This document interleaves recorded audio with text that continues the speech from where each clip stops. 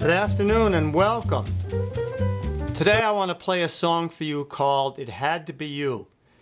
It was originally published in 1924, it's written by Isham Jones and lyrics by Kahn. And it's a very popular song. I'm sure you've heard it. It's been recorded many times. I'm going to play it in the style of stride piano. And I'm going to talk about the technique of that a little bit later on. Plus I'm going to solo on it, and I'm going to talk about some other things that I'm doing stylistically as well. So here we go now with the song It Had to Be You.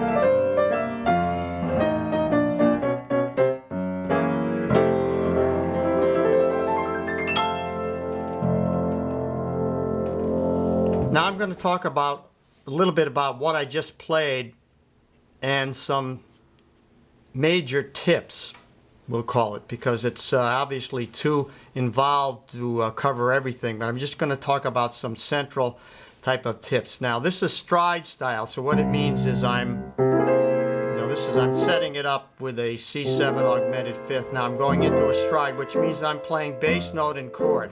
Now that can be very simple. It can be as simple as that, or it can be more, a bigger chord and a lower bass note, or an octave in the left hand playing, the roots. But it's basically that technique.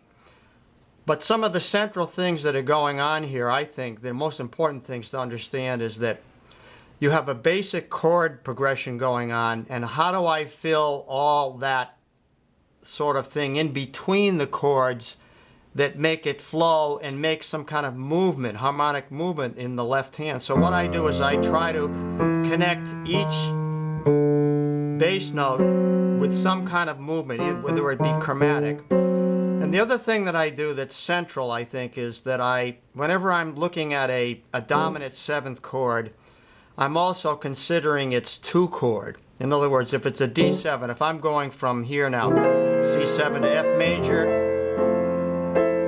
and then I go down, descend down to D7, I also put in its two chord, meaning I put in the dominant seventh based on D7, and then I put what would be its two chord. Now, if you know theory, you know that if the dominant seventh is a D7, that means we're in the key of G, or we're thinking of the tonic as being G, and its 2 chord would be A minor 7. So you really want to know your dominant sevenths and their 2 chord, the 2 chord that relates to that, the 2, 5, 1.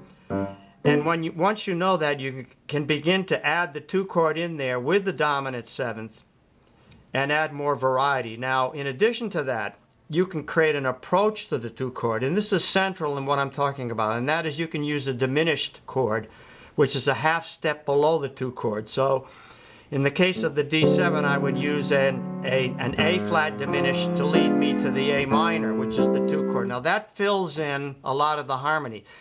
And I can do that anytime in this song where I have a dominant 7th chord. You know, I can look at its 2 chord and then approach it from the diminished chord a half step below. So that's central here to what I'm doing in terms of harmonically filling out the harmony in the left hand.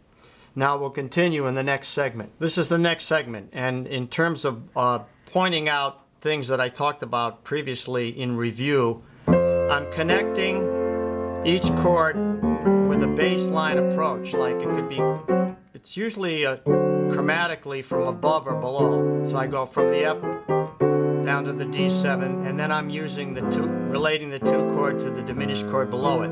So I have this. I'm going to spell them out for you. F major 7 to the 5 to the F major 7. Now I go down to the D.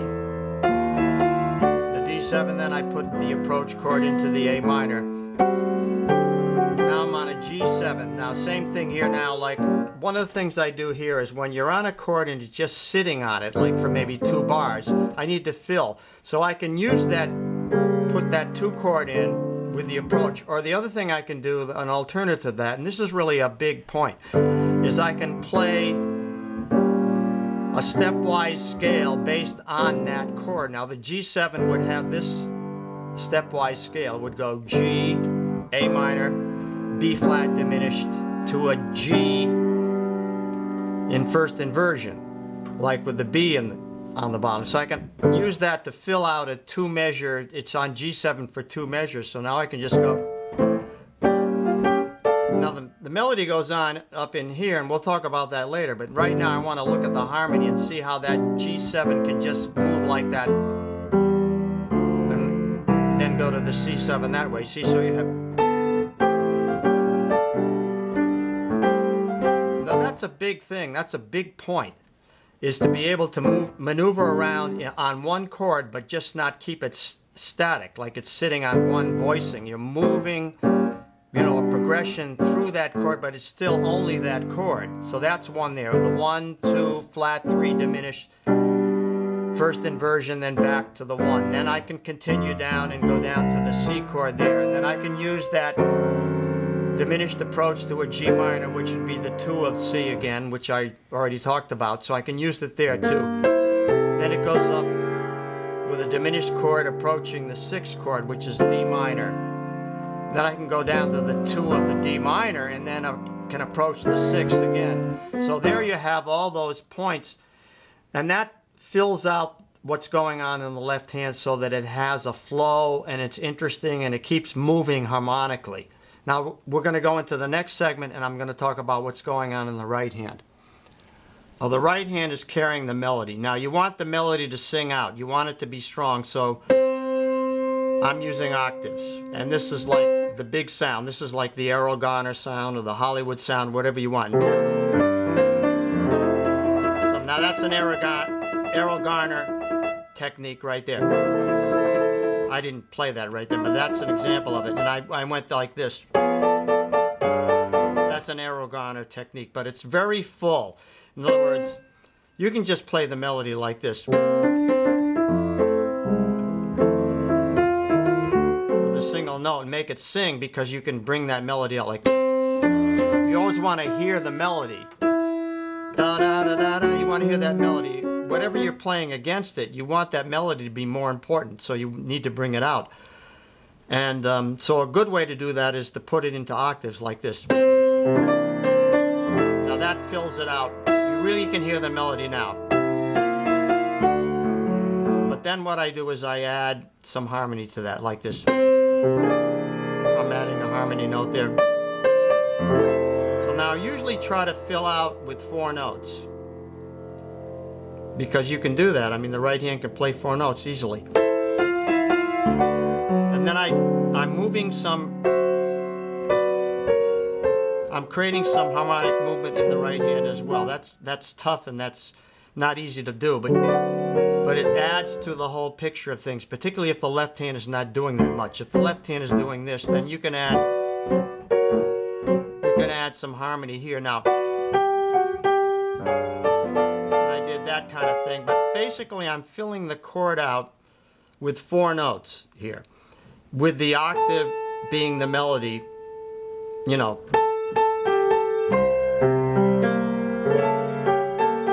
Like that. So I've always had that octave in there, and that's the most important thing, is to get the octave in there and then fill it out with as much harmony as you can. And I had a little harmonic thing going on.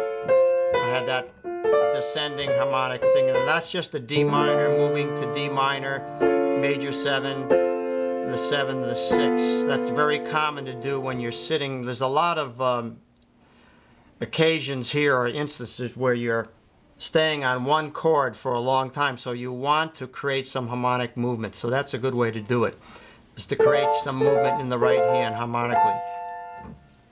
So we'll go on to the next segment from here. I'm going to try to wrap it up in this segment, but the main things that I want to talk about that are going on are the full sound, the stride piano, which is the bass note chord type of technique, and the right hand filling out the harmonies in full chords like that.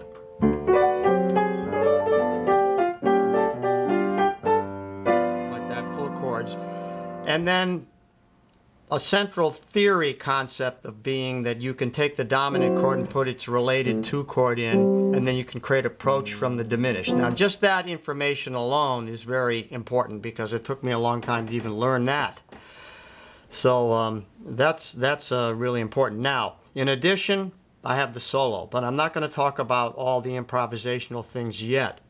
That'll be in another lesson where I'll talk about improvisation and how to do that.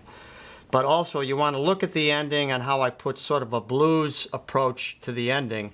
I put a tag in. Would have been a usual tag is like 2-5 going to a 3-6, and then the 6 being dominant, then back to the 2. But then when I put in a blues scale thing, I put sort of a bluesy ending into it. So that's an interesting thing to try to do. So anyway, I hope this helps you to understand some of the points that I've talked about. Please send me a comment if you enjoyed it or otherwise, and let me know what you liked about it. It always is very helpful to me, and I appreciate it very much. So have a great day, and I'll see you next time around. Take care. Bye-bye.